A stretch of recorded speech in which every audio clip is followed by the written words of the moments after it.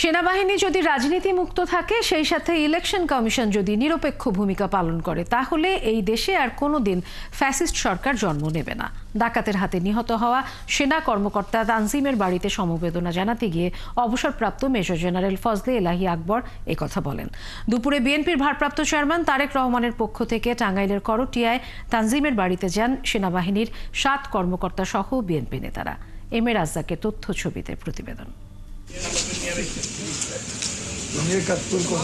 বুধবার দুপুরে নিহত সেনা কর্মকর্তা তানজিম সারওয়ার নির্জনের গ্রামের বাড়ি টাঙ্গাইলের করটিয়া ইউনিয়নের করের বেতকার এলাকায় বিএনপির পক্ষ থেকে সমবেদনা জানাতে যান নেতারা।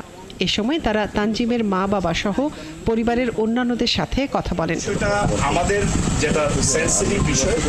এ সময় অবসরপ্রাপ্ত মেজর জেনারেল ফজলে এলাহি আকবর বলেন, তানজিম সারওয়ার নির্জনের মৃত্যু মনে করিয়ে দেয় দেশে এখনো অরাজকতা চলছে। এই পরিস্থিতি একটাই আমাদেরকে স্মরণ করিয়ে দেয় যে আমাদের দেশে এখনো অনেক অরাজকতা বিস্তার করছে। বিগত 15 বছরের দুঃশাসনে ফল হচ্ছে এই আমাদের বর্তমান পরিস্থিতি। এই ডাকাত আকারে কিংবা সন্ত্রাসী আকারে দেশকে যারা অস্থিতিশীল করছে, তাদের বিরুদ্ধে আমাদের সবাইকে ধর্ম, বর্ণ সব কিছু ভেদাভেদ, পার্টি পলিটিক্স সব কিছু ভেদাভেদ পিছনে রেখে আমাদের একত্রভাবে কাজ করতে হবে। বিএনপির এই প্রতিনিধি দলের সাথে ছিলেন 7 জন সেনা কর্মকর্তা সহ বিএনপির অঙ্গ সংগঠনের নেতারা। এ সময় তারা এই হত্যাকাণ্ডের তীব্র নিন্দা জানিয়ে জড়িতদের কঠিন বিচারের আওতায় আনার দাবি জানান। সেনাবাহিনীর গায়ে হাত দেওয়া সন্ত্রাসীরা, এই ফেসিবাদী সরকারের দুঃসাহসী ক্যাডাররা যে হাত দিয়েছে, সেই হাতকে ধরে নেওয়া হবে। সেনাবাহিনী তাকে ছাড়বে না।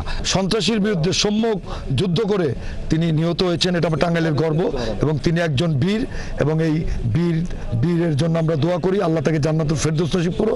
এবং এই শহীদ পরিবারের সাথে আমরা টাঙ্গাইল জেলা বিএনপি সহ সমস্ত টাঙ্গাইলবাসী আমরা এদের সাথে আজীবন থাকব। পরে প্রতিনিধি দলটি নিহত তানজিমের কবরস্থানে গিয়ে বিএনপি চেয়ারপারসনের পক্ষে ফুল দিয়ে শ্রদ্ধা জানান ও মোনাজাত করেন। এদিকে তানজিমকে হারিয়ে শোকে কাতর পুরো পরিবার। তাদের দাবি সুষ্ঠু বিচারের।